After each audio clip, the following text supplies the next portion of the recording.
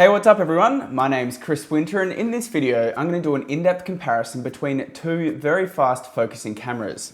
Firstly, the Canon 7D Mark II and also the brand new Nikon D500. Now I'm currently giving away either a Canon 80D or a Sony a6300 to a subscriber, so make sure to hit that subscribe button to enter. And guys, if you haven't seen it yet, definitely make sure to check out my brand new list, the best DSLR cameras for under $2,000. Now both of these cameras make it, they don't come in at number one, so if you want to see what does come in at number one, I'll put a link in the description box below under this video and you can take a look. But anyway, let's compare these two DSLR cameras. Now I just want to say a big thanks to Brisbane Camera Hire for letting me rent out the 7D Mark II for this comparison. But let's start off this review by taking a look at the build quality of these two cameras. Now both of these cameras are built for a pro environment, and you can really tell it when you pick them both up. The Canon feels incredibly robust, definitely taking shape from the previous Mark I version. Now it's definitely a heavier camera though, so if you are stepping up from a more basic camera, you're definitely going to notice that increase of weight. On the other hand, the Nikon D500 does feel a little bit smaller than the Canon 7D Mark II, but to be totally honest, they're both big cameras and they do feel like they could really take a bit of a beating. Now both cameras are weather sealed, so they should stand up to rougher conditions, which is always good to know. So overall, both cameras are very well built, as they should be, and they should stand up to pretty much every pro environment you put them into. By the way guys, let me know in the comments below if you could win either a Nikon D500 or a Canon 7D Mark II, which one would it be and why? Let me know in the comments below and I'll take a look.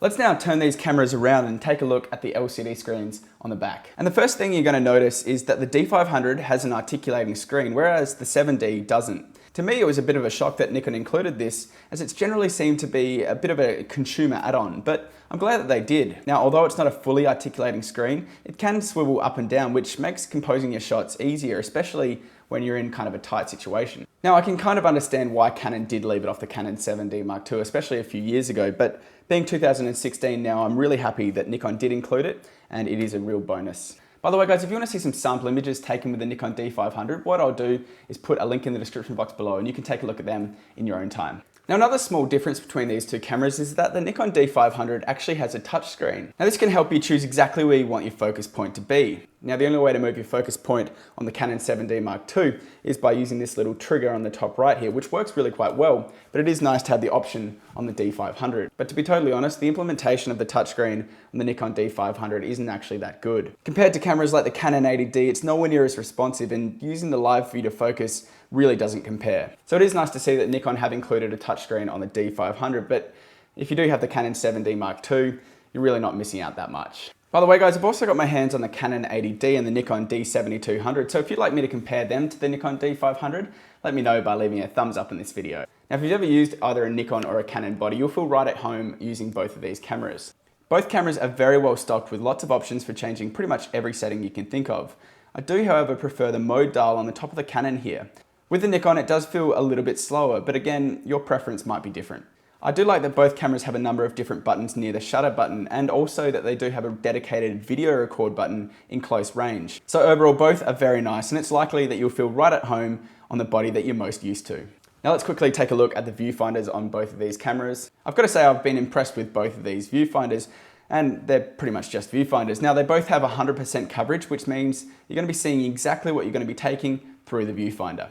Now one interesting difference between these two cameras is actually the built-in flash at the top here. The Canon 7D Mark II includes a built-in flash, whereas the Nikon doesn't. Now I honestly don't use the built-in flash very often at all, and I'm sure a lot of you don't either, but having that built-in on the Canon is something to consider if you think that you ever might need to use it in a pinch. Something that I do like on both of these cameras is the inclusion of dual card slots. To me, this really shows that both Nikon and Canon do understand that photographers need that option to be able to back up their photos, especially at important events like weddings and sporting events. So it's a small inclusion, but it is nice to see on both of these cameras. Now both of these cameras are touted by Canon and Nikon as being their best sports and wildlife cameras for under $3,000. And after my testing, I'm going to say that they both definitely live up to the hype. You can really tell that this is what they're built for.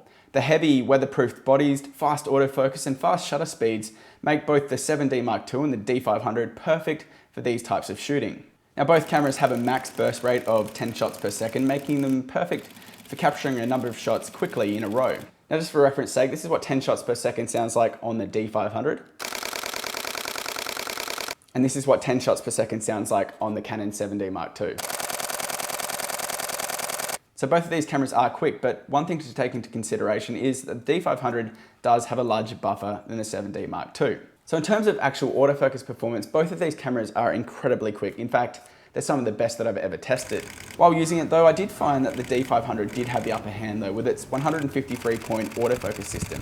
Now 99 of them are actually cross-type autofocus points, which actually made for some really fast and snappy autofocus. Now I'm going to be doing some more in-depth autofocus tests between these two cameras, so make sure to stay tuned for my channel for that. To me though, the 7D Mark II really has set the standard for high-speed sports shooting for the last few years, but after using the D500 for a while, I can safely say that if you want the best possible performance, the Nikon D500 is the winner here. Now, I quickly wanted to talk about using these cameras for shooting video. Now, both have their strengths and weaknesses. The D500 can shoot in 4K, and the Canon 7D Mark II has fantastic dual pixel autofocus. The difference in video sharpness is night and day between these two cameras, with the D500's 4K really looking a lot nicer than the 7D Mark II's 1080p. Now, whether or not you actually need 4K at this stage is going to be up to you. On the other hand, there are a few drawbacks when shooting video with the Nikon D500. Firstly, you do actually have a little bit of a crop when you shoot in 4K, meaning that you might need to shoot with a slightly wider lens to compensate. Now, the other major advantage on the 7D Mark II is its autofocus in video.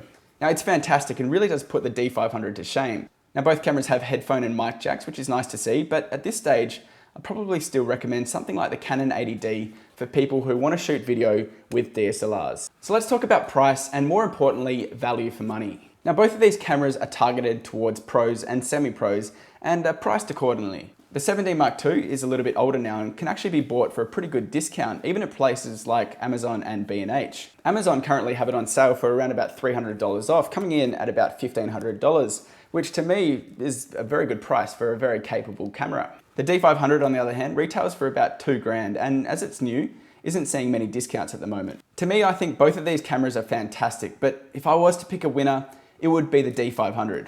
Now, even though I'm a predominantly Canon shooter, I've got to say that the D500 to me does feel like a more advanced camera. If you are invested in Canon glass, I'd probably recommend staying with the 7D Mark II, as it's a proven performer. But if you are thinking about buying the Nikon D500, I'd highly recommend it, as it's a fantastic camera. Now, if you want to pick up either the Canon 7D Mark II or the Nikon D500, I'll put links to both of these cameras in the description box below. And also, guys, definitely make sure to check out my top list of the best DSLRs for under $2,000. That'll also be in the description box below. Hope you guys have a fantastic day, and I'll see you next time. Bye.